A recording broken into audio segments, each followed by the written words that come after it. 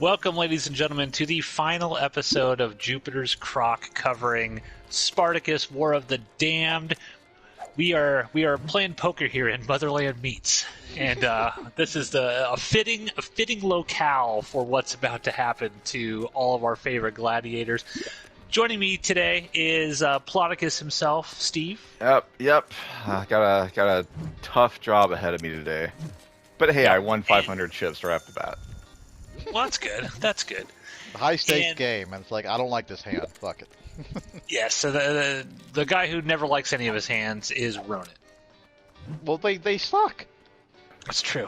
All right. That's well, this one's I'll put chips down on this one.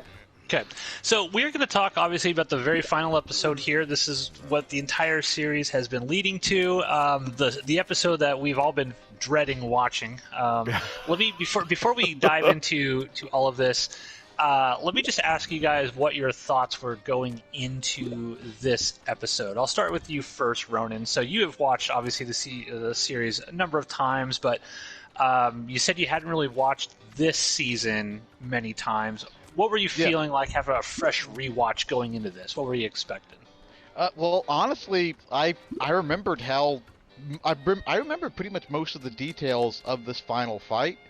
Because that's, spoilers, that's pretty much all of what this episode is. There's maybe 10 minutes of setup for the fight, and then the fight happens.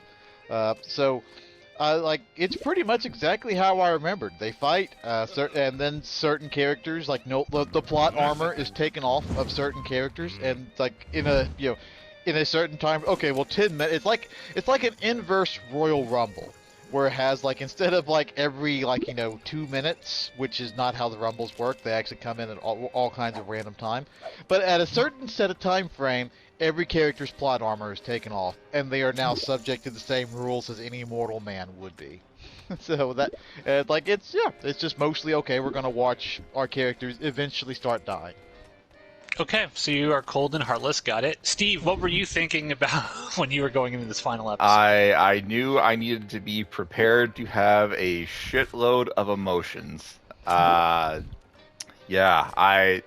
love this show, but man, when you care about these characters, the further you go into the show, the harder it is to watch terrible things happen to them. At this point, there's only two characters I have any real attachment for, and you are cold and heartless, because this show is full of great characters, and bad things are going to happen to a lot of them. I prepare to cry. Prepare your anus.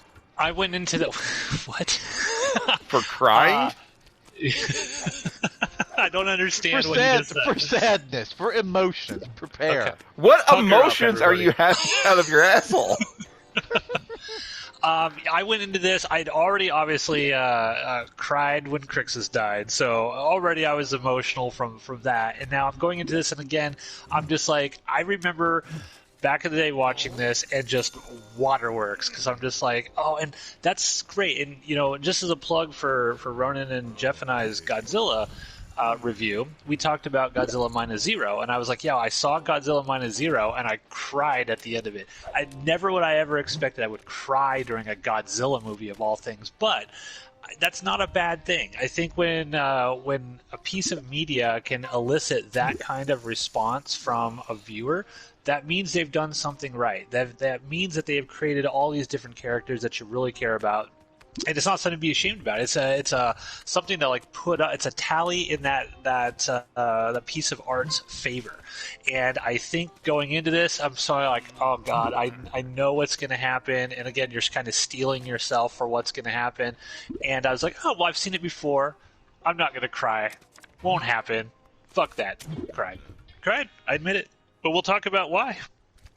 Spartacus. All right. Take it away. It starts out with numerous leaders within Spartacus's army are pillaging across the Roman countryside, and at each villa that's being attacked, a different gladiator yells, "I am Spartacus." And so we see Lugo yell it. Cool. That's a cool callback. It's Yeah, a cool 100%. call. Yeah, exactly. It's a cool callback to like the Spartacus movie where it's like, I am Spartacus. I am Spartacus. Everyone stands up and says, it's a good callback. Yes, for the three of you out there that didn't get that reference, Matt and Matt have explained it now. I hope you really enjoyed that. You don't need to be an asshole about it.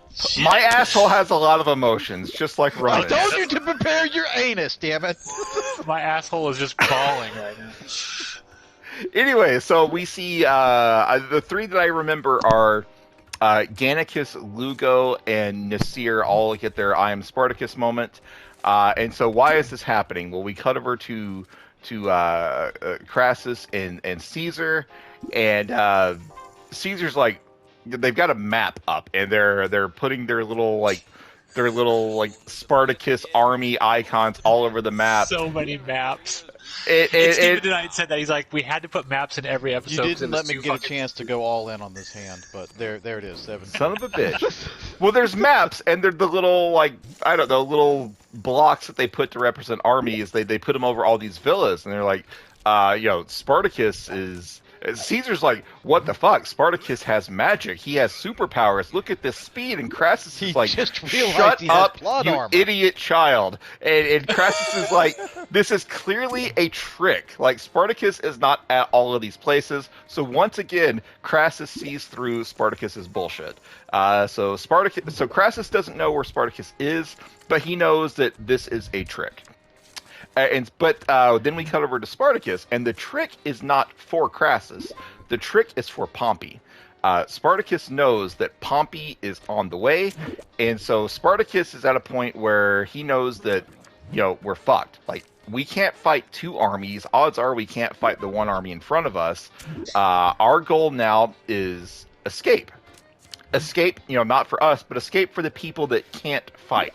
The untrained people, the weak people, the injured people, they are going to cross the mountains and hopefully just scatter and flee and be free. And Spartacus and the people that can fight are going to stay behind and fight Crassus. And so the him telling his people to go and pretend to be Spartacus, that is so Pompey won't know where to go. That's the goal is to confuse Pompey, delay Pompey, and that will let the non-fighters cross the mountains and flee. It's a good plan. That is Spartacus's goal here.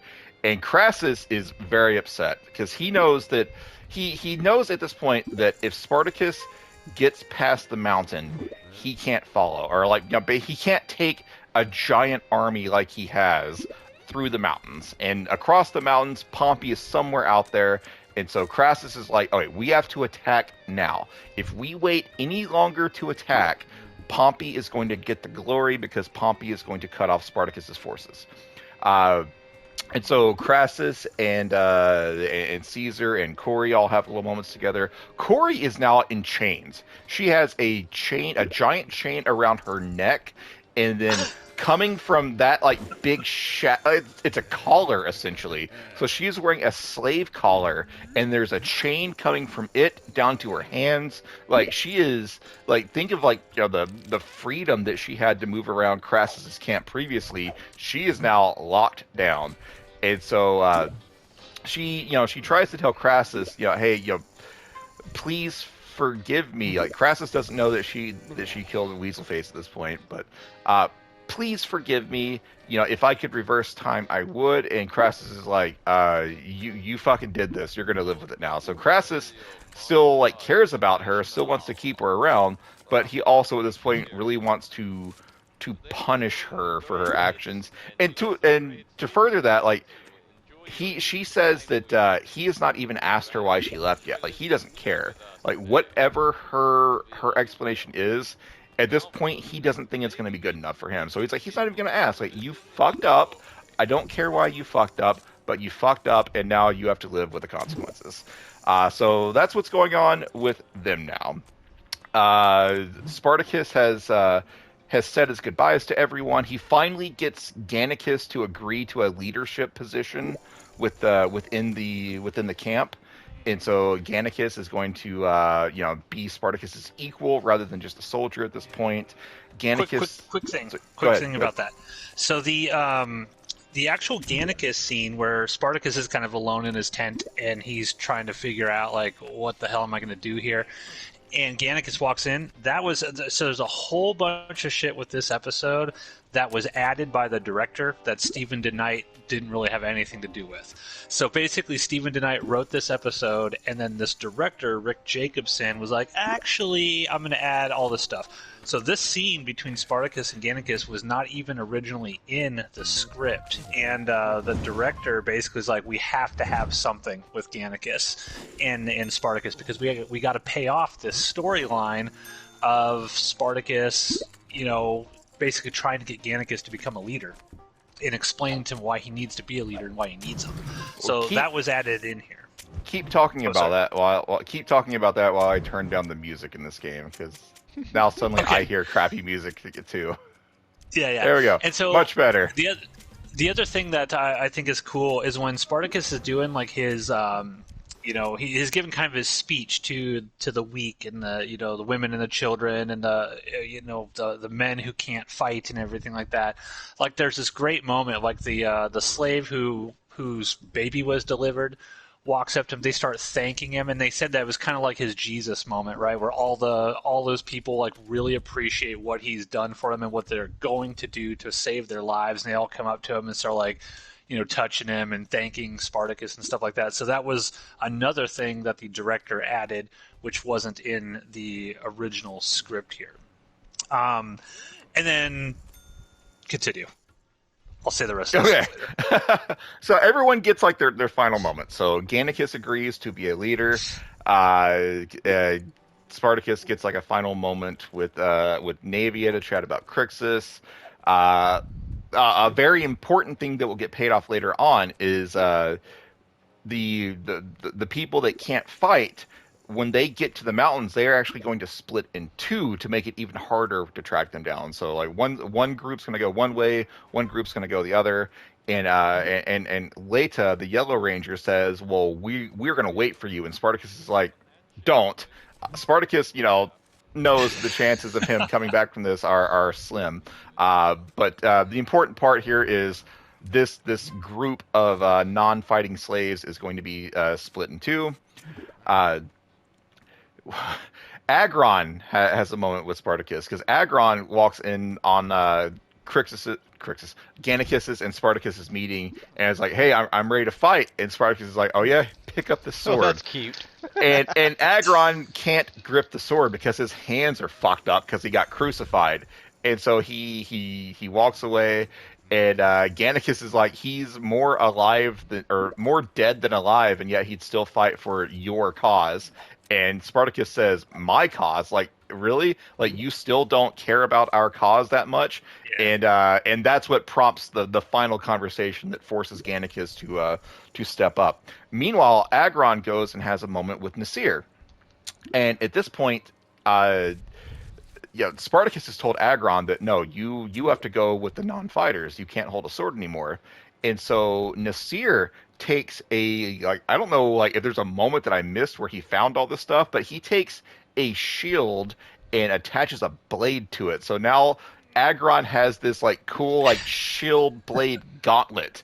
And with the red serpent on with it. a red serpent on it, which you might remember from the very first episode of the series. So Agron is going to go fight, and he's got this cool blade gauntlet, and Nasir is going to stay with him because Agron recognizes that sending Nasir away previously was a mistake, and Agron should never have left. And so Agron has another moment with Spartacus. And Agron's like, "Spartacus, I'm staying and fighting." And Spartacus is like, we've talked about this already. And he's like, "Yeah, we talked about it. And I'm staying." And there's a moment where you think Spartacus is going to reiterate that, no, you have to leave. But then Spartacus has a change of heart and says, to Agron, you were the last of my brothers from Bodiatus' Ludus that is still alive, which, as we mentioned last episode, is not true. There are a bunch of red shirts that have been there from the beginning as well. But Spartacus says, "You are the last of my brothers from the Ludus.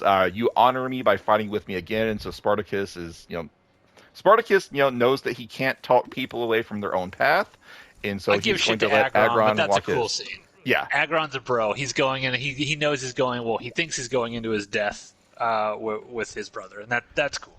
yeah, 100%. Agron is my favorite, as I've said. And so maybe we interpret this to mean that Agron is the last of the people from the Ludus that like actively planned That was good the enough rebellion. to be in a leadership role. Yeah, but Or like, just bad writing. That's just be also bad very writing. possible. That's very possible. anyways, Agron is going to be a part of this, and so now it's the final fight. Spartacus is plotting, and we'll see what all of his plotting pays off in a little bit here. But Spartacus, he thinks he's going to lose, but he's not going to make it easy. So he's got plans, and all throughout the beginning of the episode, we see people just building shitloads of things that are going to come into play later. But ultimately, it's time for the fight. Spartacus sends the non-fighters away, so they're crossing the mountains, hoping to get past the mountains before Pompey shows up. Meanwhile, Spartacus is going to turn his attention towards Crassus, and the armies line up across from one another, and they're getting ready to fight. And then out comes a rider on a horse from Crassus' side. Lone man. A lone man on a horse rides out to Spartacus, and Spartacus grabs a spear and throws it at him. And the guy's like, "Fuck! I'm not here to fight. I'm just here to I promise. I'm here to Spartacus bring has a a pretty cold message." reaction to this too. Yeah, it's like I just bring a message from the Imperator, and Spartacus just casually asks for another spear, and he twirls it around, and he points it at the guy, and he says, break words and pray to your gods I find them worthwhile, or something like that. It's a cool line that I'm sure I fucked up. And so we never actually see the message, but we see, we never hear the message, but we learn, ultimately what the message was about. Crassus is up on a hill overlooking the armies, and he's got Caesar and like maybe 10 other Romans with him. And what happens is Crassus has requested a meeting prior to the war. And so Spartacus takes 10 of his people and goes to this meeting. And Crassus says, we've never met. We have not, we've been fighting each other for months, and we have not spoken a single word to one another. Or hours. Yeah, or minutes at this point. So Crassus, in a cool moment, Crassus takes out his sword, and all the gladiators are like, "Oh, fuck yeah, we about to fight." So they pull out their swords, but then Crassus just hands his sword to Caesar. Gannicus starts smiling. They do that great thing where as soon as the swords come out, Gannicus just starts smiling. It's like, oh, let's do it, man. Let's do it. Yeah. Keeping in character all the way to the very end. Crassus sends all of his men away, and Spartacus does the same. And so now it's just Crassus and Spartacus having a moment alone. The first time they've actually spoken to each other. I'm not gonna. They've seen each other. They've seen each other. They've seen each other. Yeah, but so they haven't spoken with each other. They other. haven't spoken to each other. And so I'm going to do my best to summarize because I can't do this scene justice. The high points are Crassus says, you're going to lose tomorrow, and Spartacus says, yeah, that's what all the Romans, that's what all the other Romans that I killed said. They talk about Weaselface, and Spartacus says, because Crassus goes to compare Weaselface to Spartacus's wife. He's saying, we've both lost people in this war, and Spartacus is like, do not fucking talk about my wife. Your son was a soldier, my wife was kidnapped. But they talk about Weaselface's death. And Spartacus says, hey, for that, I'm actually, somewhat sorry. I didn't command his death, but the woman had been rudely treated by him. And Crassus gets this look on the face. He doesn't say anything to Spartacus at this point. But throughout the last episode and this episode, Caesar and Corey both told Crassus that an old man killed Weaselface. And so a man now, of many years whose body bared the marks of his master. Yes, they have wording. Right, they have like obviously like a rehearsed script that they're telling Crassus, and one of them needs to learn to improv because it becomes very obvious when they go word for word. But Crassus doesn't say anything. He recognizes that he's been lied to, but he's going to put a pin in that until he's back at his camp. Yeah, that's not for Spartacus to know about. Like, oh, they Right. lied to me. Yeah, and Stephen DeKnight said that it was very, very important in this scene that the audience realized Spartacus didn't intentionally try to reveal Kore, because that would have led, obviously, to Kore's death or whatever, and Spartacus couldn't be sort of pinned with that blame. So it was just kind of like an offhanded comment, like Spartacus has no idea what's going on. Spartacus sort of assumed that Crassus was told the truth, and Crassus was not told the truth. Yeah. The other thing about this scene, interestingly enough, and a couple episodes back, I mentioned that sequence with Crixus and Spartacus was the very first thing that Stephen DeKnight had written for the character of Crixus way back in before season 1. That was used as an audition for the role of Crixus. And in the commentary, Stephen DeKnight says this scene right here was actually the very first thing he ever wrote for this show. Like way back before Blood and Sand was even a thing, like the very first thing that he wrote was the Spartacus Crassus scene, and this is what was used as the audition for the Spartacus character. So Andy Whitfield apparently read this, and of course he also did it for Liam McIntyre when they were looking for the replacement for Andy Whitfield. Now the interesting thing about this scene is they had to change it. So it was word for word. They wanted everything up until this very last thing, and then they realized, Stephen DeKnight did, is like, wait, because the original way that this went down was how it was originally written was Crassus brings Spartacus up and respects Spartacus so much that he's like, look, I'll let you go.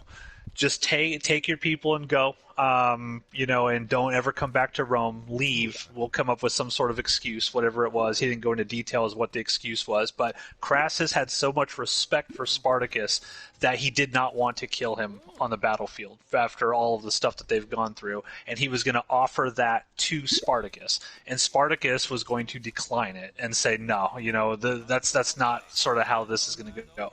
But they had to change it because the last episode, when they made it so that Tiberius gets killed, Weaselface gets killed, they realized there's no way that Crassus would have ever given the option to Spartacus to leave at that point in time, and that the characters had changed over the course of three seasons and a prequel, essentially, that they couldn't do that. So they had to rewrite this final scene. But interesting that it was the original first thing that was ever written for this show. Yeah, there's a little bit of historicalness that could go into that logic, because there was some form of a bargain that was drawn out, but it came from the gladiator side to Crassus. But I'll get into that at the end of the episode. All right. So speaking of like the offer of Spartacus just leaving, there is kind of mention of that in a roundabout way, because they have this meeting. Spartacus, lets the Corey cat out of the bag unknowingly, and they talk about what would happen if Spartacus actually wins. Like if Crassus wants to know that if by some fucking miracle you actually beat me tomorrow, like will that be enough for you? Will you say that justice has been served and now you will just leave and leave Rome alone? Crassus wants to know that, like, at minimum, even if I die, will my home be safe? Spartacus does not answer the question. Instead, he retorts with, Crassus says, will you finally believe that justice has been served? And Spartacus says, there is no justice in this life. Yeah. And Crassus says, finally we agree on something. And the two of them shake hands, and Spartacus says, tomorrow I will kill you, and Crassus says, no, you're going to try. And then Spartacus That's a pretty good comeback to that. Spartacus gets real close to him, like pulls him in real close, and smirks and says, it is all a free man can do. And this scene is so good. Like I went back and watched this scene a couple of times before I finished the episode. I always popped big for like shows of respect between like mortal enemies, and so this scene is just a great representation of that. Is there any part of this conversation that's relevant that I forgot to talk about? We talked about the comparison of Tiberius Weaselface to Spartacus's wife. We talked about him like incriminating Corey unknowingly. Anything else about this scene before we move on? No, that's all the high points, and You it hit is the a great points, yeah. scene in general. Yeah, and it's just so cool because like this is like the calm before the storm, and I'll get to it when there's the fight between Crassus and Spartacus. But at this point in time, like if you're a brand new viewer and you're watching this, you might be thinking to yourself like, are they really going to go through with it, or are they really going to kill Spartacus, and how's this all going to play out? Because it's one of those things where it's very kind of like it's played in such a way that a viewer might think, oh, maybe they're going to change history here a little bit, and then it gets played out even a little bit more later on in the final fight, which I'll talk about what Stephen tonight said. But yeah, this scene is fabulous. 100%. All right, so what happens immediately after this scene? Crassus goes back to his camp, and he is on a fucking warpath. He is so angry at being lied to because he knows he's been lied to, and he tells Caesar, tell me again who killed Weaselface, and Caesar recites his prepared line about like a man old in years, the scars of his master upon his face, which again is like the same line that Corey gave him previously, and Crassus doesn't he just punch Caesar in the face or something like this? Knocks him on his ass. He punches Caesar. Is like, you're a fucking liar. Why would Spartacus lie to me about this? It makes no sense. And Caesar tries to deflect. Like, I have no way to understand the mind of a savage. Don't trust a slave. They lie all the time. Yeah. And then Corey comes in, and like Crassus is starting to piece two and two together. And he's basically like, the truth has to come out now. Like, there will be grave consequences if the truth doesn't come out. And also, like, telling the truth is the only possible way that one can be forgiven. So he's dangling the forgiveness out there. He's just. You look at Corey's face, and he knows as soon as she walks in. Yeah. She's like crying already. It's like, okay, just tell me what the fuck happened. There's another scene of like Caesar being just like devious in the background, because there's a shot like looking on at Crassus, and he is staring down Corey, and Crassus is like, tell me the fucking truth. And in the background, like over Crassus' shoulder, Caesar's like shaking his head, no, like don't do it, don't do it. Don't do it, chick. Don't do it. No, don't do it. Don't do it. And so Corey finally admits that she killed Weaselface, and Crassus grabs a knife and puts it to her throat, and is like, what the fuck? Like, was my touch so harmful that you felt the need to hurt me? And then like, your touch. They tell the truth. So both like Caesar and Corey tell Crassus what Weaselface did. And Crassus at first tries to deflect, but the two of them together, he believes that they are telling the truth. And so he's like, well, why didn't you just tell me? And Corey says, well, I tried back when we were on the Melia Ridge. And Crassus has a flashback where he essentially told Corey that, there's nothing a son can do that is so bad that a father couldn't forgive. And so Crassus realizes that he actually played a role in Corey, who he loves, leaving. And so Corey, he forgives Corey, like they're crying. He apologizes to her over and over again. And he says, I will, after this war, this will be a distant memory. Like we'll be good again. Everything's going to be fine. Super pinky swear promise. And, we'll see how that pays off later. Yeah, ominous payoff. Get so anyways, that close up of his eyes, and his eyes, they don't look like there's going to be a good happy ending here. No, but at the moment, like Corey believes that everything is going to be all good. Anything else that we need to talk about before we get to the final fight? Or are we there? Did I forget anything? I think you pretty much got it. Yeah, good job, that's the bulk of it. Now it's just people start dying in a line. Yeah, so now it's time for the fight, and Spartacus is lined up on one side, and Crassus's army is on the other, and they start charging at each other, but then Spartacus tells people to stop, and Hold. Hold the line. hold. But so Spartacus stops, and Crassus's forces keep marching, and then they fall into like a giant trench that Spartacus. When did they? I When don't- did they? That's I- what I was asking You myself. gotta just go with it. Spartacus dug a 2 hours. They dug this huge Spartacus dug a Overnight. giant trench and then covered it, and then covered the covering with dirt so that you can't tell that there is a trench there. And also they had time to put spikes in the trench. And so all of these Romans fall into this pit and get impaled. And Caesar's like, that devious motherfucker. We gotta, we have to regroup. And Crassus is like, no, we're gonna fight this fight. Start shooting arrows in.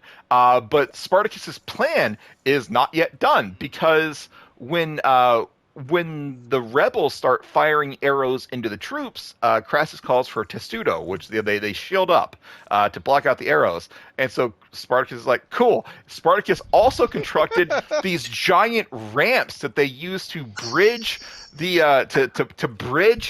trench. Also hid them in the dirt. And they Awesome drop these ramps like on top of the Romans, and like the Romans are like unwillingly like supporting these ramps because they are in testudo formation. And so now Spartacus takes his army across the ramps to attack the Romans, and the Romans are not prepared for it. And Crassus is finally like, fuck this, start firing arrows and balls of fire into this fight. And Caesar is like, because Caesar fully believes in, the ends justifying the means, but he actually does care about Roman life in a way that Crassus does not. And so Caesar's like, you can't kill our people. Like, you're going to kill the rebels, but you're going to kill the Romans too. And Crassus is like, it has to happen. And so Caesar goes along with it, but he's not happy about it. And so, the Bastilla and catapults are firing into Spartacus's army, and also getting some collateral Roman damage.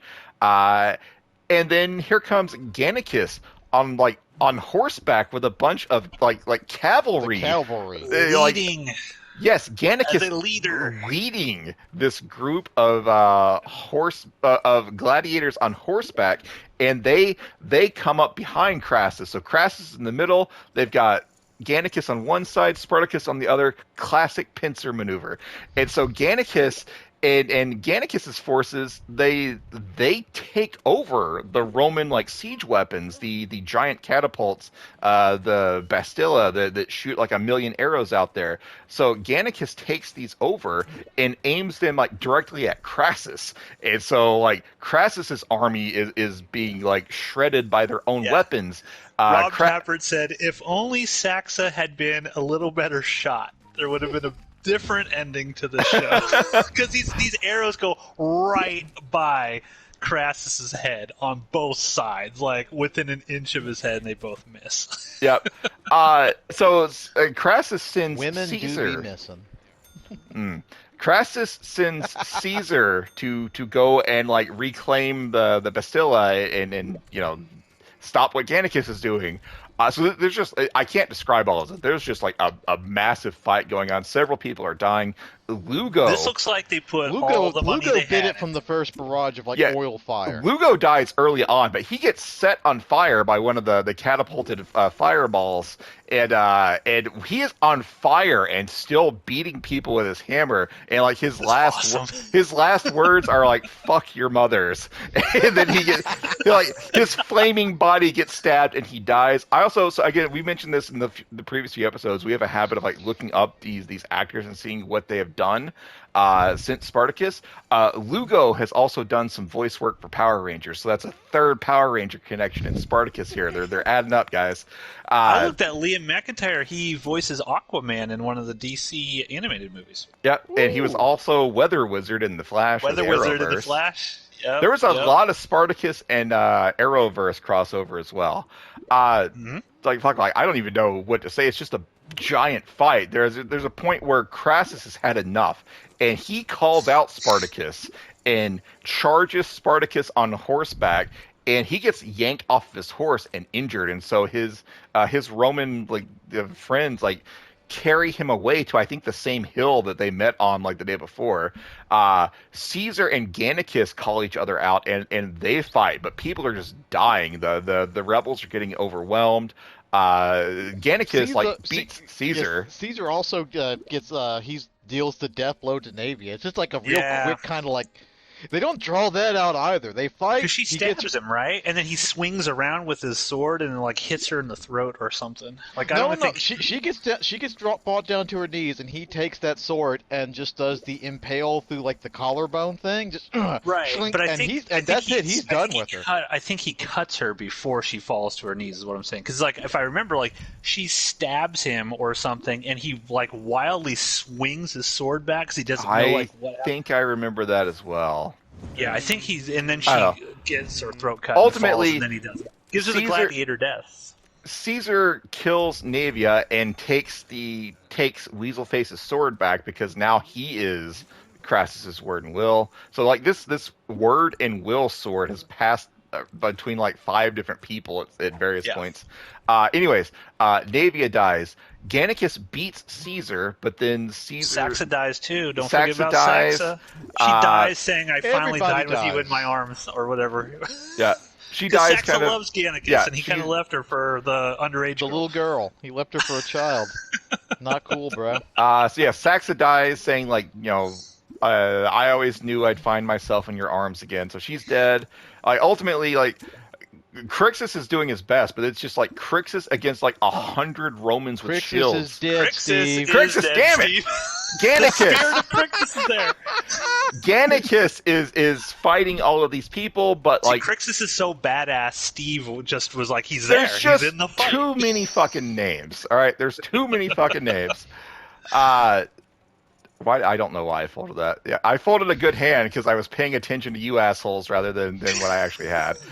Anyways, gotta keep your eye on the prize, Steve. Gannicus he beats Caesar, but then Caesar just kind of pulls back and lets the Roman forces surround Gannicus, and they've all got shields, and they get to the point where Gannicus can barely move because there's just not enough space around him to even swing his sword. He gets knocked out and captured by Caesar. Spartacus, meanwhile, chases after Crassus. Crassus has been pulled away from the fight by his forces. There's a moment before that with him and Agron. There's a great moment where Agron and him sort of meet on the battlefield in the middle of it. And I always love these things when there's all this chaos and our characters get to stop and pause and have a conversation. There's so many moments where in the middle of the fight, it's oh, my friend over here is dying. Let me go cradle their body and everyone will leave me alone for 5 minutes while I have my final words. It's very Hollywood Hollywood in that sense. But I love that thing where Agron is just kind of fuck yeah, we're killing Romans, bro. This is great. And then Spartacus is Roman blood. And then Spartacus is there's only one that still matters, and I'm gonna go fucking taking him out. And then just takes off. He's cover me, man. Awesome sequence. Yeah, so Spartacus goes after Crassus and kills all of Crassus's bodyguards. And Spartacus is beat. You have to set this up proper, Steve. So Crassus is on the hilltop looking down at the armies, and he's just okay, we'll go and patch me up, but then I'm going back down there, and then I am going to fuck them up. He's not literally saying this, but he kind of draws off, as you see, running up the hilltop, covered in blood, slow motion run. Bathed in the blood of Romans with this crazed, mad look in his eyes. Here comes Spartacus, charging up the hill with this look of anger and hatred that probably would have made Crixus go, ooh.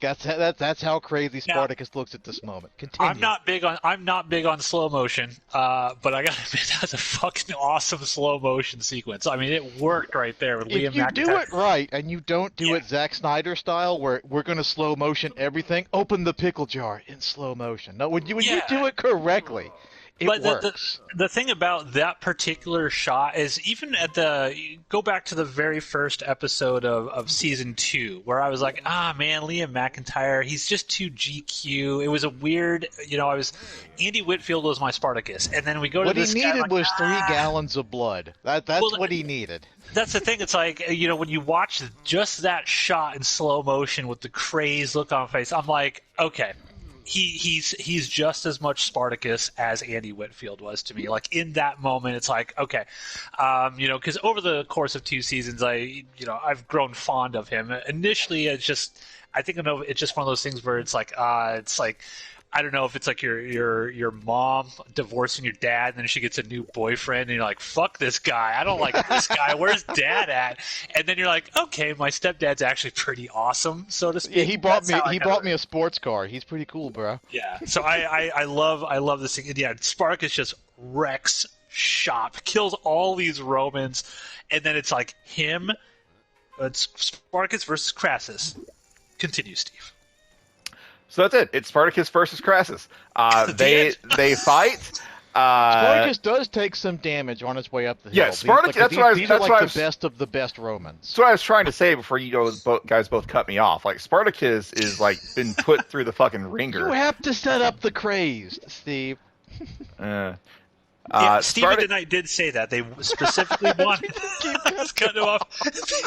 He did specifically say they wanted to show Spartacus actually get injured and be super tired from everything that he's done, because otherwise, if it had just been Spartacus at 100% versus Crassus right there, there's no way Crassus would have ever had a chance to beat him. So they had to show a weakened Spartacus. Continue, Steve. Anything else? No. Get it all out of your fucking system.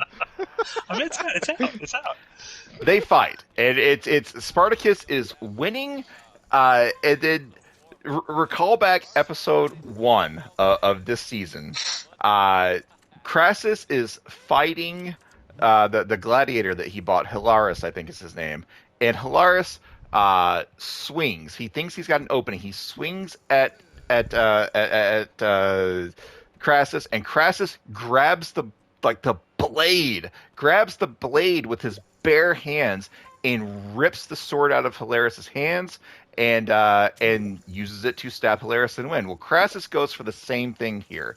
He grabs Spartacus's blade and he rips the sword away from Spartacus, and he goes to stab Spartacus, but then Spartacus also grabs the blade with his bare hands. So awesome. It's so awesome. And Crassus is like, oh shit! Like he figured this. Spartacus knows of the secret blade trick. Like Crassus was not expecting this whatsoever.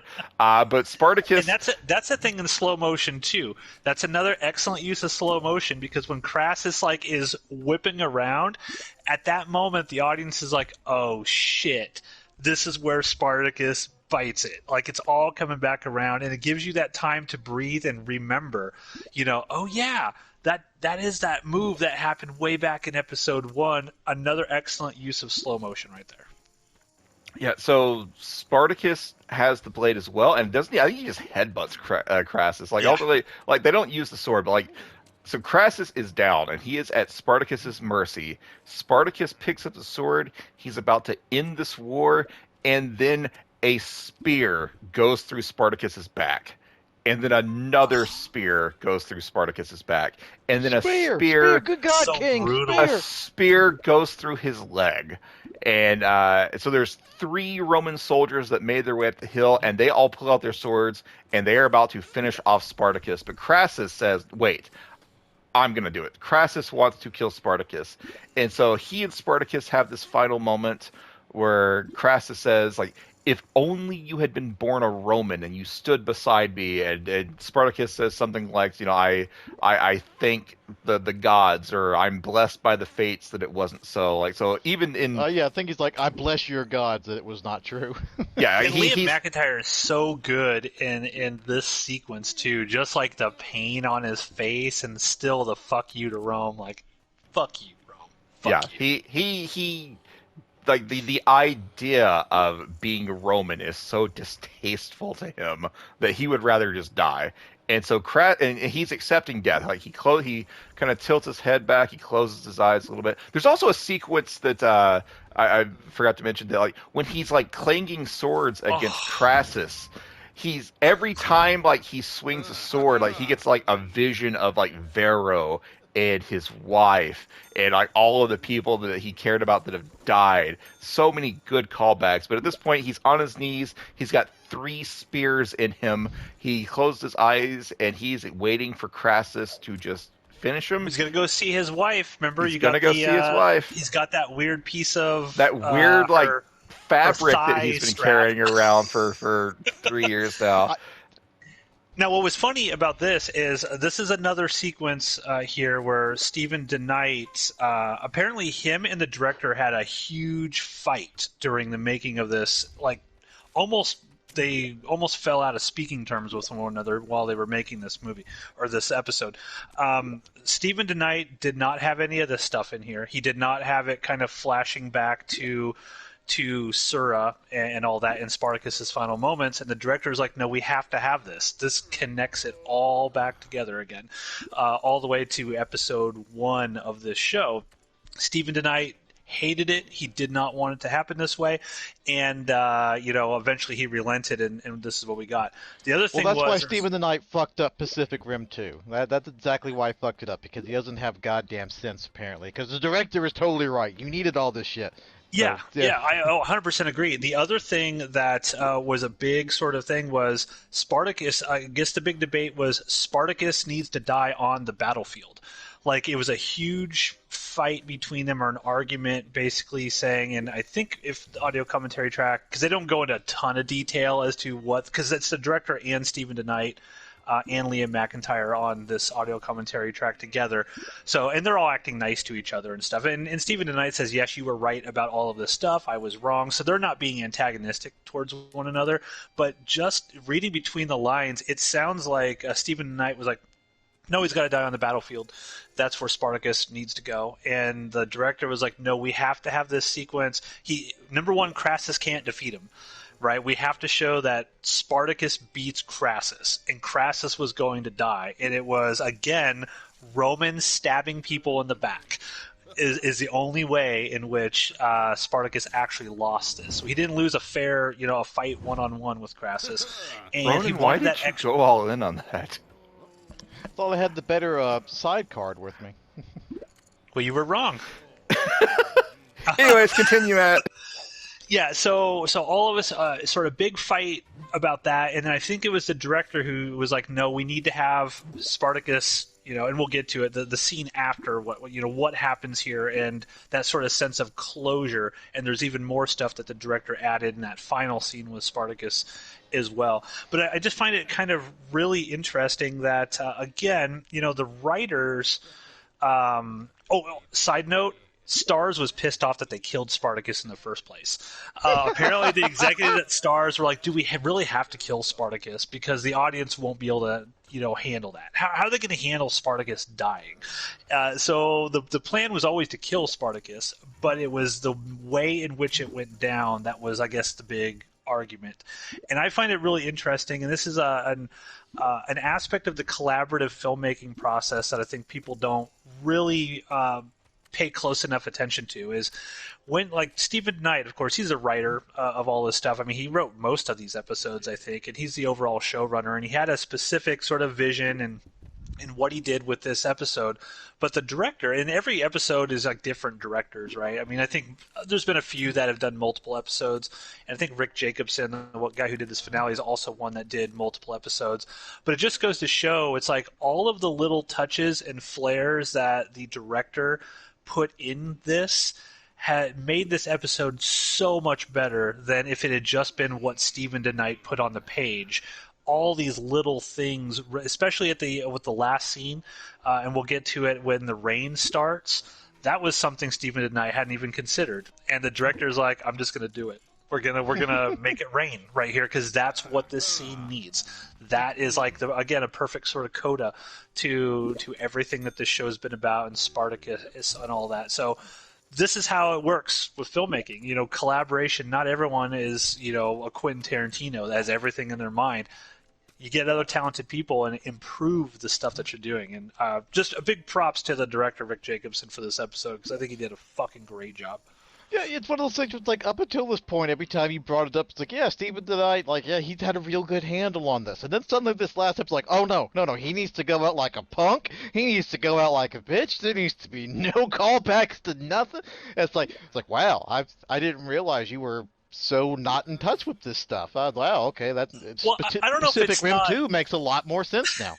Well, I don't know if it wasn't that he wasn't in touch with it. I think that when you're writing something like this, I'm sure they were under all kinds of pressure. You know, if you're writing the finale of this show that you've spent 3.5 years essentially of your life making, there's all kinds of pressures on you in terms of like, I got to make an awesome finale. And Steven did not even said, he's like, when he delivered the script, he didn't even think it was possible to film.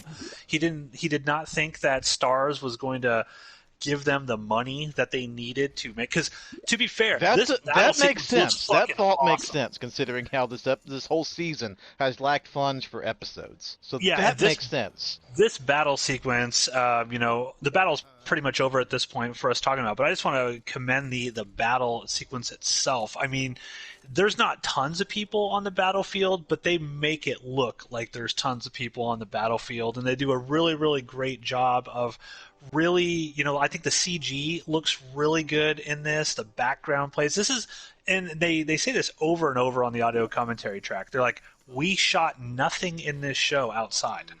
Nothing. Everything that was ever in this entire series was shot inside of a studio with green screen behind it. If it's an outdoor scene, we just put dirt on the ground and we put a green screen there. And they fought and they did all their stuff in front of a green screen, or we built some minor sets that we could move around when they're like inside of a ludus or something like that. Like every single thing is done inside of a building. I have so many regrets right now. So do I. I had a king and I had a 4. Okay. Well, that's all I got to say. I think it looks awesome. It looks great. Continue, Steve. What happens? Well, how does Spartacus get out of these 3 spears inside of him? I will get to that right after I pause this and start a new recording because you guys talk too much. Okay. Well, you were correct, Steve. You were correct in your assumption we were going to need that. So all right, the last thing on this part is going to be you saying that I'm correct and pause.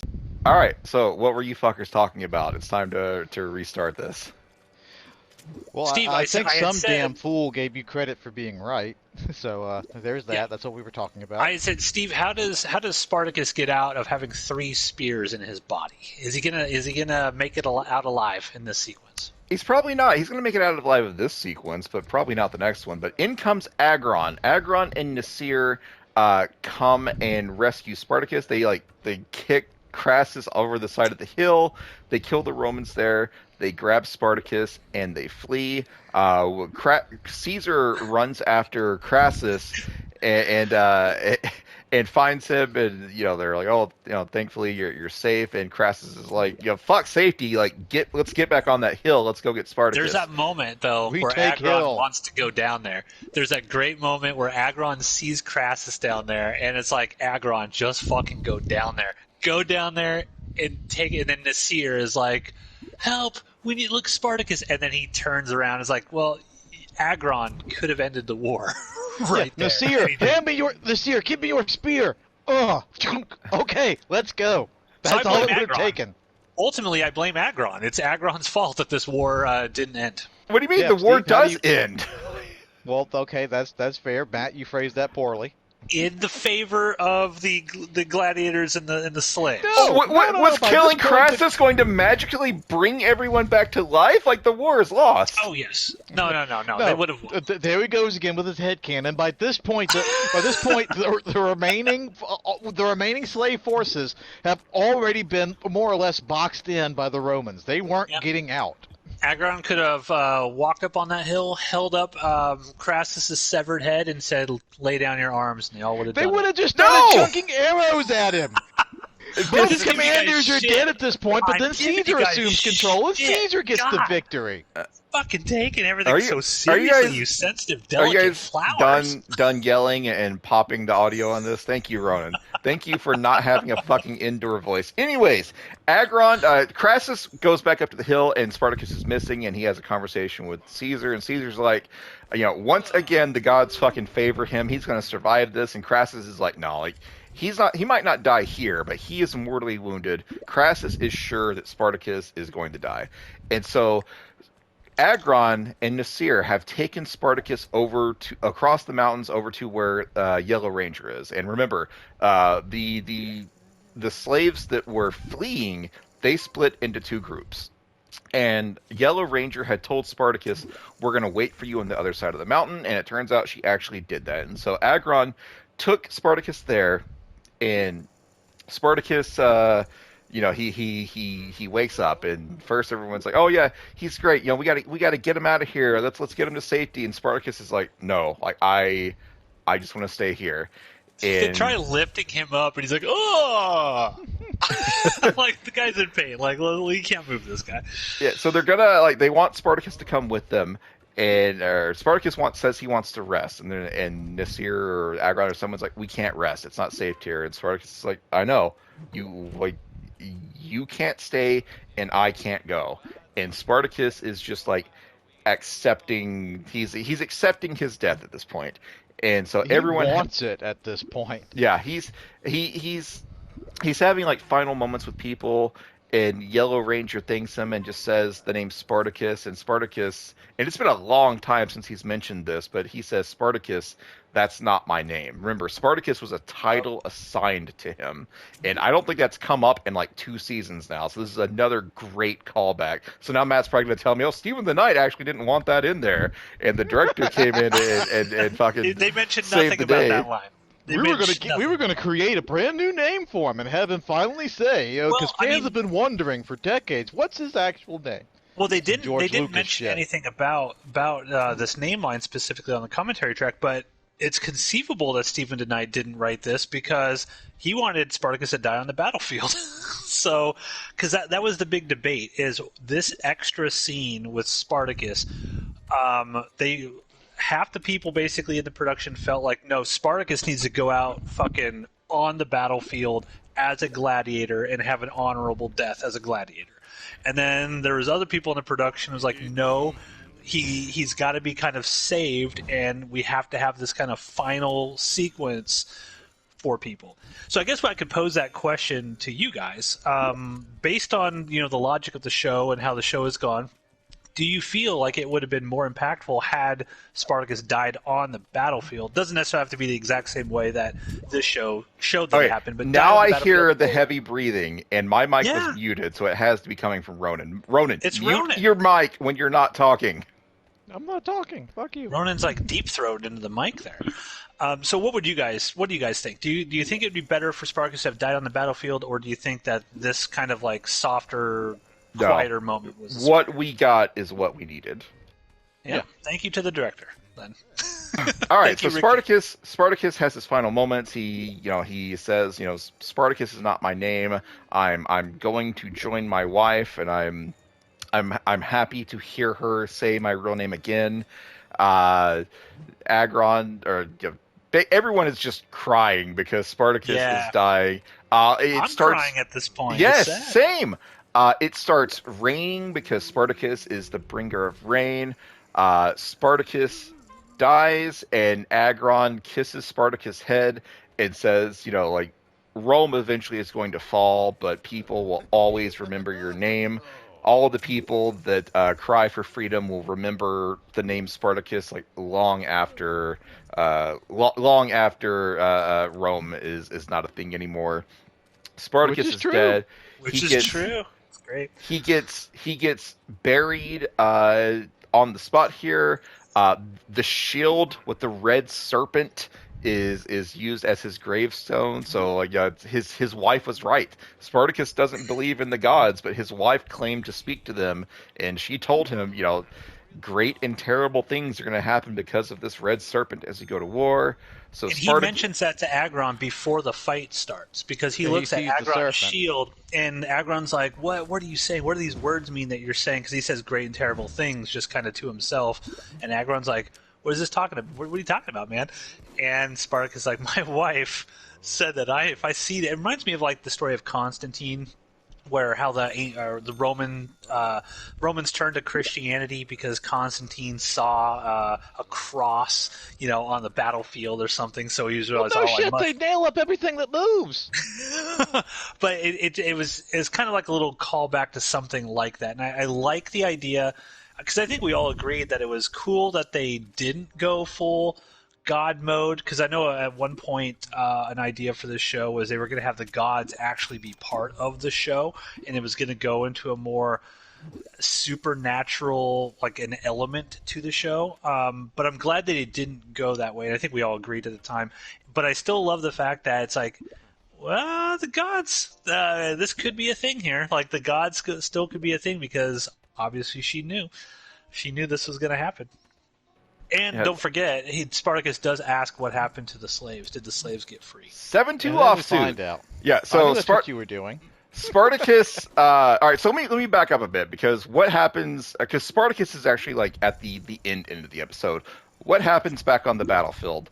Well, Caesar and Crassus tells everyone that like the rebels that survive, they will not be granted merciful death. So Crassus's plan is he is going to crucify all of the slaves along the Appian Way. And so there is just a line of crucified people. Gannicus gets crucified. And like as he is like Who as is the next nail, to Gannicus? we're gonna fucking get there. God damn it! Why don't you breathe into your mic a little more while I talk about this? Okay. Gannicus is getting, because Gannicus has a moment before we see what's there. Gannicus is he's nailed to the cross. He is like crying out in pain as the nails are being driven in. He's lifted up. Caesar and Crassus have a little conversation where Caesar's like such an ignoble end for someone who was once a god of the arena.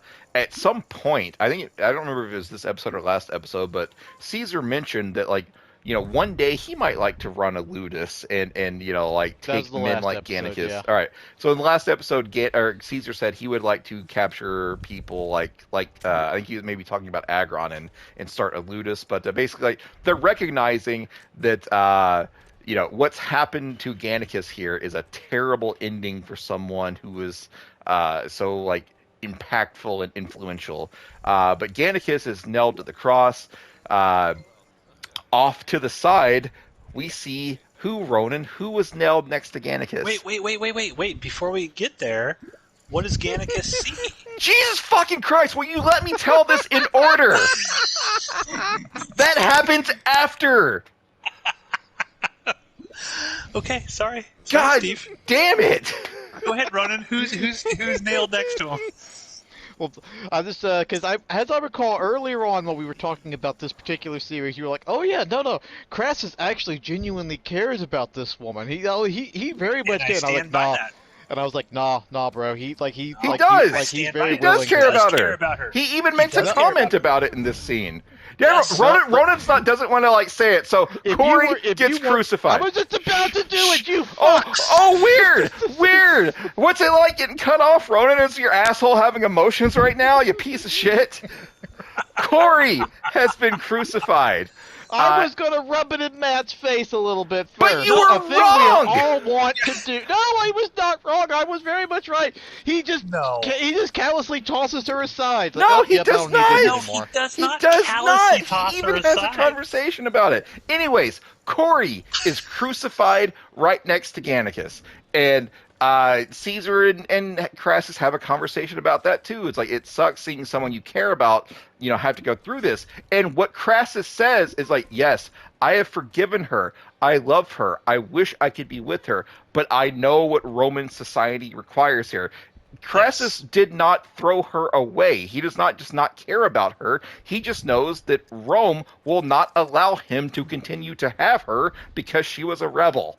Yeah, and the thing is, this goes back to the earlier scene with Corey and him, and Corey tells him, you are a good man who has to make hard decisions. You're different than Weaselface, right? Because he blames himself, because when he crushes, like, the death mask of Weaselface, he's like, the son is just a reflection of the father. Is that who I am? Am I basically like Weaselface? And she tells him, no, you're a good man, but you just have to make the hard decisions. And this is the hard decision he has to make. He's got to give up the person he loves. And even in the audio commentary track, they specifically state he has to, like, the title of the episode is Victory. But this is the moment where Crassus realizes he lost. Because, of course, I don't want to jump the gun, but, he loses the triumph for the whole thing. He loses the woman that he loves. He lost his son during this whole thing. And he's not just throwing her away, callously like, oh, you fucking bitch. That's not how this plays. And if you think that is how it's played, you just need to apologize and admit you're wrong, Ronan. It's not that hard. No. Just say, I'm wrong. No, Ronan, you're wrong. You're wrong. You're 100% wrong on because this. Because he's already a few episodes back shown us that like at one, he wouldn't give a flying fuck what Roman society thinks because he's already assaulted a senator. So like this sort of thing wouldn't have bothered him at all. That is not the person he loves. The whole point of this show is about people caring about the people they love and trying to protect them. And then my point was that she was ultimately not somebody he loved enough to say, no, fuck Roman society. You apologized. I apologized. Like, I accepted you back for it. Who cares if Romans don't like the fact that you're here? Because again, he doesn't give a fuck about that sort of thing. No, Corey crossed a line that cannot be forgiven. She joined the rebels that have like laid waste to the Roman countryside. This is not a thing that he could sweep under the rug. Yeah. What's he going to tell his army? Because him crucifying all of these slaves, that in itself, like there was a bunch of controversy as to should he have done that, because they could have just they were willing to have accepted a lot of these slaves back into society, because that's a lot of fucking money in Roman eyes that they're just throwing away from all this. It's like that's a lot of good slave labor we could have used that you're just nailing up on these crosses. No. You are 1,000% wrong about this. 100% agree with Matt. Ronan is right. Anyways, let's talk about what actually happened. So they have their moment with Corey, recognizing that Crassus definitely still loves her, but he has to do what he has to do. Lep in the hood, gonna do no good. The actress crying is so devastating too. She did a really good job of it. She thought she had Crassus back, and she did not. Anyway, so then we see Gannicus. Gannicus is, he's on the cross. He is in pain, and then he looks down, and who does he see, Matt? Onimaus. That was Onimaus, right? I was crying when this happened, so it was hard to see. He sees Onimaus, and then he starts having visions of the arena, and he imagines the arena all around him, and he imagines the people are chanting the name Gannicus, Gannicus, Gannicus, and he lets out this one last battle cry. Tears are falling down my face at this point when I'm watching this episode. This is so good. And again, Rick Jacobson came up with this, not Stephen DeKnight, because he's like, we need to tie it back, right? This character it was just going to be Gannicus crucified, and then he just dies up there. But the director's like, I'm adding this extra stuff. It's thank you, Rick Jacobson. It's so perfect. Yes, you saved this episode. And so while all of these, he directed Pacific Rim 2. What is your fucking obsession? I don't want to talk about Pacific Rim. This is goddamn Jupiter's Crock, not Pacific Stephen bullshit. DeKnight directed Pacific Rim 2 and Roy Lee fucked it up. Never seen it. Can't comment on it. Yeah, go ahead, don't Steve. care. See it. Anyways, so as all of these slaves are being nailed up, up comes Pompey and Senator Metellus, who had been he's the senator that Crassus beat the shit out of not too long ago. And he's still got the wound on his face, so it's only been 2 hours. So here comes Pompey and Senator Metellus. And Senator Metellus says, Pompey found Spartacus's forces like over on the other side of the mountain, and he killed them. So Pompey is going to get all of the credit for killing Spartacus and ending this war. And Caesar is like, what the fuck? Like, no, we did all the work. And Crassus is like, no, no, no. Pompey killed Spartacus. Pompey ended this war. And Pompey's like, oh, like I appreciate you acknowledging this. And Crassus is like, oh, no problem, brah. I got you. And so Pompey and Crassus are like, all right, yeah, hey, there's not going to be any antagonism here. Let's do lunch.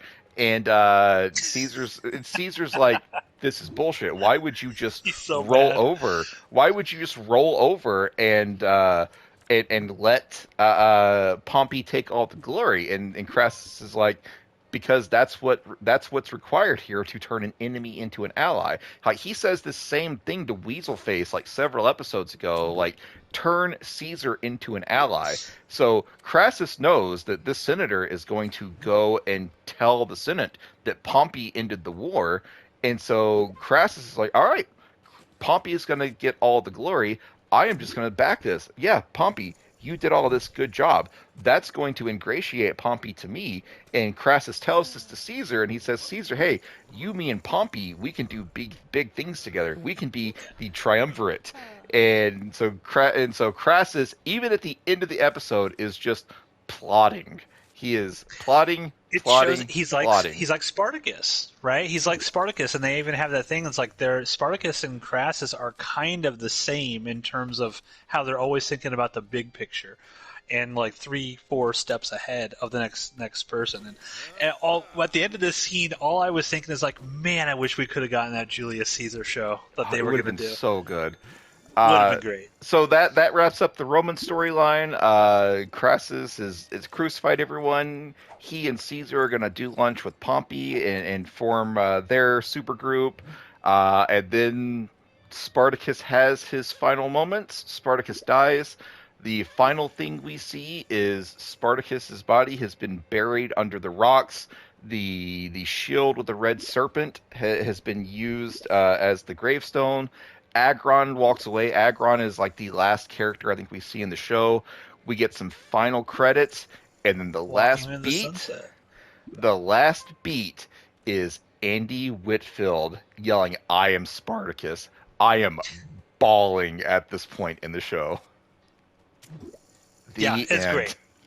It's great. Ronan, what did you think of this episode? And then we'll go into our thoughts of the series as a whole. We forgive you for being wrong so much. Yeah, just admit it. It's not that it does. It's not hard to just admit it. So I mean, yeah, when it happens, I'll admit it. But so, as far as this episode, I actually I don't know. I think it's okay. It's I didn't have any kind of emotional beat with any of this stuff. Yeah, it's like this is like Are you considering dead how inside? considering how they had to like force this big fight scene and everything into one big like the fight scenes are cool. It has the nice moments like Spartacus running up the hill and yelling. But on a whole, yeah, it's like, it's like this everything in the season has been rushed and kind of, pushed forward. So this is another one, but it's like it's all right. It's fine. It's not as good. You It's are not as out good as of your previous mind. episodes. You are Wow. out of your mind. Like I agree What that is a lot your of things. problem? I agree that a lot of things have been rushed. I feel like this episode nailed it. It did everything that it needed to Stuck do. the landing. It gave us a cool battle. It gave us a lot of great character moments. You and your emotional asshole are dead inside. Well, it could be. It's I've never nothing in this entire series came close to making me tear up. Partly because of the fact, I guess maybe I just knew okay, well, all these guys are dead anyway. So it's hard to build up an attachment for people that I know. By the end of the show they're all dead. So it's whatever. Is there any sort of media that you ever watched that's made you cry? I've listed several of them throughout the course of us recording stuff. So list them What's an again example? because we forgot. Yeah, what's an example? Let's see. I can give you an example of fucking music that will make me cry. That's not what I asked. Let me fucking finish, or suck on a dick. That's your option right now. Let me finish, or suck a dick. The Disney animated short Paperman, just the music for that will make me tear up. Let alone the animated short, which will have me bawling. Guardians of the Galaxy 3, Chris Pratt crying over an animated raccoon on a hospital bed dying. I have some, just because of history at this point, like somebody bawling about their best friend dying in a hospital, yeah, that tears me up every fucking time I watch that movie. Guardians of the Galaxy 2, the end of it, like As the whole, opposed to a best friend crying the over the whole death ending, of his suck buddy. a dick, or let me finish. Like Guardians of the Galaxy 2, that whole ending part of it, that makes me bawl up and cry. We mentioned it before, Ghostbusters, the end of Afterlife makes me bawl up and cry. This, no, it just does. It's a great show, but nope, nothing in it came even close. There was no kind Still of even. dead inside. I have to fight this back. I have to fight this. Nope, nothing in it comes. You cry even over close. animated things. If it's real people, you won't cry. That's what it sounds like. Animated. Nope, nothing in this came even close. Okay, that's weird, but okay. Anything else you want to say about this episode? So part of the reason why, because I don't actually believe Pompey got involved with the Spartacus War, because he was en route to, but so to try and cut Pompey off the pass, Crixus went to a different retired Roman general and senator who did get a lot of the credit for it. But so we all know, like, he nails up a lot of, like, the 600 or 6,000 or so slaves that he captures, and he nails them up on the wall. So I forgot about this until I re-listened to my Spartacus book. Technically speaking, the Spartacus War didn't really end for another 8 years, because there were enough slaves in this army. So right after the initial defeat, a set amount of slaves went back into the mountains and into the woods, and formed three different groups. So Crassus had to go into the mountains and chase out 3 different groups. They didn't stand a chance. He went out and got them. There were still precious few left who actually survived and made it into an outlaw town, and survived for another 8 fucking years before the Romans eventually quelled the area. There you go. There's your Agron show, Steve. Agron continues the fight. Yeah, I just want it to be called Agron Continues. But before inevitably, yeah, the war kind of carried on for quite a while thereafter. There were just so many. Spartacus's army was just so large.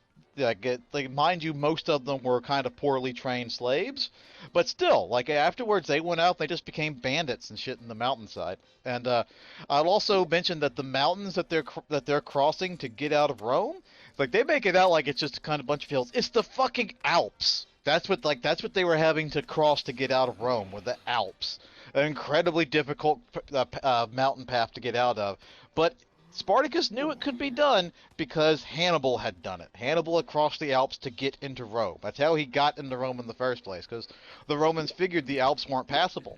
And then Hannibal comes through. Yeah, and then Hannibal comes through with his army of 70,000 men and siege engines and elephants and shit, and gets to Rome and utterly fails because Rome is guarded by a wall that's about 15 feet thick and 30 feet tall. That guards the entire city of Rome. And Hannibal came prepared to take the wall down and failed utterly. That's why the phrase exists. That's why the phrase of a Hannibal stands at the gates. The gates of Rome, because Rome was covered in a fucking wall. He just needed Crixus and Spartacus, and he would have made it through. But so yeah, there's some little tidbits. Spartacus and Crassus never met face to face, as far as anybody could tell, because no one ever identified Spartacus's body. He was probably just, when they were gathering up the dead bodies, historical Spartacus was probably just gathered up along with all the other thousands of dead slaves and just thrown into a fucking pit and buried. Because he didn't care. He didn't wear luxurious armor to set himself apart from any of the other people in his army. He was just another guy in the army, and that's how he wanted it to be. So no one knew what he looked like. So there was never any trophy to claim. Oh well, here you see the armor of Spartacus that I peeled off of the Thracian. Nope, never happened, because that's what nobody you get that Kirk Douglas movie, the very famous finale, I am Spartacus, because the Romans did not even know who Spartacus actually was. Yeah, exactly. Yeah, no one knew what he survived. looked like. He could have survived. Possibly, there is a possibility that he could have survived that final fight. Uh, Gannicus comes up on horseback, which is an awesome scene. I think that would have been historically a much cooler thing that could have happened because Spartacus, Thracians were known for being like brutal cavalrymen. They were known for mountain warfare and like deadly cavalry. So Spartacus was the one who would have been on horseback, but because he knew this was going to be the final battle.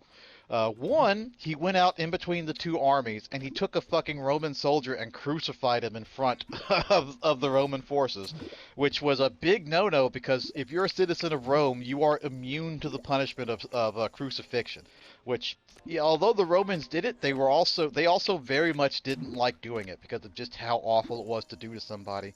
Which is also why they didn't crucify Roman citizens. If you were illegal, you couldn't do that. That was illegal to do to Roman citizens. Well, also historically, Spartacus before the battle killed his horse. Yeah, that's what I was just about to say. If I win, yeah, I won't need it. I'll have several thousand great horses to choose from. But that was part of his effort to bolster the men. Be like, yeah, I'm just going to fight on the ground with you guys. And crucifying the Roman soldier was a way to let them know, like, this is what's going to happen to you if you don't die here today. This is the fate that leads up for you. So fight with all of your heart and don't leave this battlefield because this is what's going to happen. Because historically, that's what Spartacus had been trying to tell his men for the 2 years-ish of the Spartacus War. He knew they could not beat a proper Roman army, which they didn't fight until the very end. Because he knew they couldn't beat them. He was like, yeah, they're too well trained. They have too much good equipment. They're too well disciplined. I can barely keep these guys together. So no, we need to make it to the Alps, which is probably why when they did get to the Alps, they suddenly turned around and went south. It was the army probably revolted on it. And it was like, no, we're going to march on Rome and collect all the sweet loot. And Spartacus just didn't want to abandon the troops. That's Spartacus the said, thought. "Shut up, you idiot child. We are not going to Rome." He didn't what ideally, a smart man would have been like, okay, fine, you guys go have at it. You guys and Crixus and everyone else, all of you guys who your whole thought processes are kill Romans. You can go on ahead and go and sack Rome. I want to go home. So anybody who wants to go home, come with me. That's what should have happened, but he felt he was too tied to his men. He was like, no, I can't abandon the men. Fuck, you guys are going to make us do this? Also, keep in mind, we don't actually know any of this because everything that we have about Spartacus is coming from Roman writers after the fact. So it's also one of those things where it's like, what actually happened? Was Spartacus really, hey, yeah, we're trying to escape? Or maybe Spartacus really was like, fuck this, let's just go. There were a few writers who wrote about him that were alive. Like, I believe Cicero was alive at the time. Right, but it's from a Roman perspective. The Romans are going to write, his history is written by the victors, right? They're going to make Spartacus look as, dumb or stupid or whatever as they want for propaganda. No, they didn't though. That's the bizarre thing. It's like they didn't write him out to be this cowardly brute. No. They very well they knew he was something different. Like at least guys like Cicero and stuff. The generals that fought him just thought he was some just some stupid slave. But the people who wrote about him knew he was different. Like even Crassus, Crassus and his soldiers in that final battle, like a lot of them said, like, oh well, these guys earned the grateful death that we gave them. They weren't slaves on this day; they were men. That was the thought process that they because that's just how ferociously they fought. So, Spartacus was a little different. They did write that way about Crixus. They did write that way about Gannicus when they both splintered off because both of them lost right out of the gate when they split off with Spartacus. Spartacus kept winning. Okay. So there you go. So Steve, what did you think of this episode? Loved it. It did everything that I wanted it to do. It pushes the right emotional buttons for me. Thought it was great. I have no complaints about this episode. Like there are some things that if you think about it too hard, make no sense whatsoever. Like the giant trench that they managed to dig. But I don't care. They dig it under cover of night. What the hell? It did enough that I was incredibly happy with it. I think this is maybe my 4th time watching the series from beginning to end. Cried every time. I'll probably cry again a few years from now when I go back through it for a 5th time. Yeah, I'll echo that. I think this this is probably one of my favorite episodes of the show entirely, and there's a lot of great, amazing episodes throughout the course of this show. And again, this just emotionally, like, we've had a lot of complaints about like the last half of the season, how everything feels rushed. But I think it's a testament to the overall quality of the writing and the characters and stuff, that it still hits those emotional buttons. You're still able, unless you're dead inside and heartless like Ronan, or it's not an animated film, you're gonna cry and really be like, I don't want these people to die. And I really think they stuck the landing on this, because they could have botched it had we gotten the episode that Stephen Knight had originally envisioned. I don't know if I would have felt the same way about the finale. I think we might have been sitting here complaining, like, why didn't you do a callback to this? And why did so many things get left unanswered? But this just kind of tied a bow on the entire series overall. And I love that they did kind of like the stinger with Andy Whitfield after the credits. I even love the end credits. It's all of the characters from every season is in the final credits of this one. All cool. The greats are there. There's Barca. There's Petros. There's everyone's there. Yeah, it's just super cool, and it's like one of those things when they put this together. The director, I won't give the credit to Stephen DeKnight for this, but the director of this was like, look, you could tell the director was a fan of the show. And the director's like, this is kind of what the fans are going to want. The fans need this cathartic moment. Yes, we are going to make it rain when Spartacus dies. That's just such a nice poetic little moment that a hardcore fan of this show would be like, yes, that of course that makes sense. And it works so well when that happens. And we wouldn't have got that had Stephen DeKnight got his way. And so we were really lucky to be able to get a director on this, Rick Jacobson, who really sort of hammered home the fact that these are the characters that you love and that you followed the entire time, and we're going to give them honorable, epic sort of death scenes, and we're going to go out. But they're all going to go out peaceful, right? So Gannicus, yes, he's crucified, but he's going out in a peaceful way. He sees Oenomaus, and he's in the arena. He sort of dies in a moment of happiness, and Spartacus dies in a moment of happiness because he's going to go see his wife. Agron sort of is sad, but he lives. But that last shot of Agron, he looks back and the sun's coming up, and it's like Agron's going to go on and live in happiness as a free man. And so you see all of this stuff, the gladiators, and I'm like, it's just so nice, and an episode filled with tragedy, and like, oh man, all these characters are dying that I cared about for 4 years. Turns out, like, the moments of their deaths are actually very noble and peaceful, if that makes any sense at all. So I love this episode.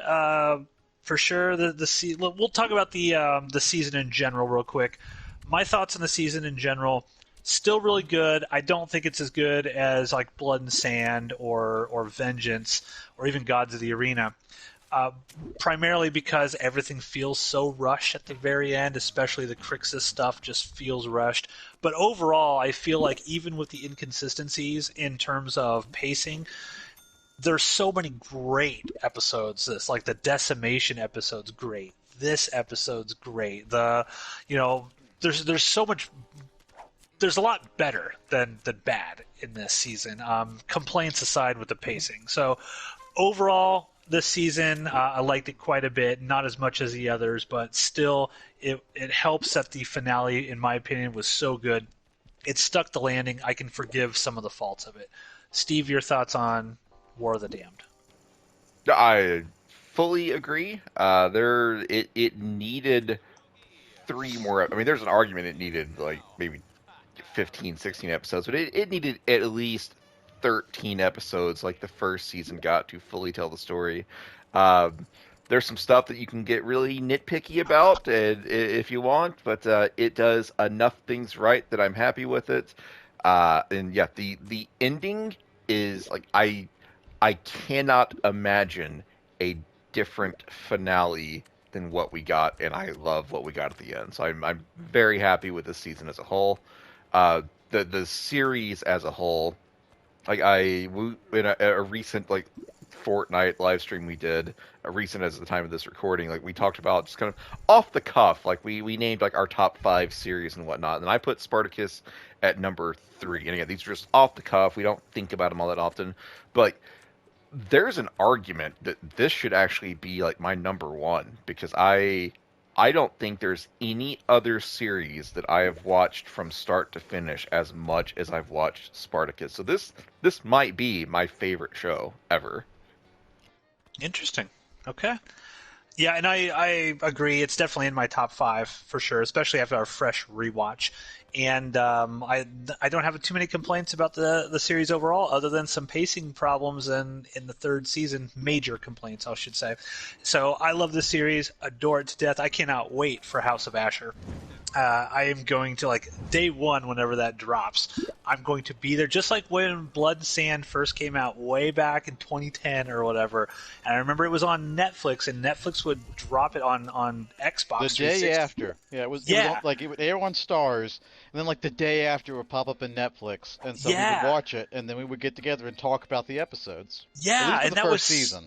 Yeah, and then they stopped doing that, obviously, but that was so much fun, and I just remember it being like appointment viewing. It was like 9 o'clock on a Friday or something. Whatever it was like, I stop what I'm doing, and I watch Spartacus. Like appointment television, and I'm looking forward to House of Asher being that exact same way. I cannot wait to see what this new sort of alternative history Elseworlds thing is that they're going to do and where it's going to go, for sure. Love this show to death.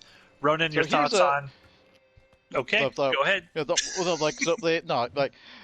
My thoughts for the final season. It's like because when we started it, my thought was really like, yeah, I don't remember liking it that much. But so having rewatched it recently, because this is the one that I watched the least. Having rewatched it recently, it's not as bad as I was thinking it was. It's still.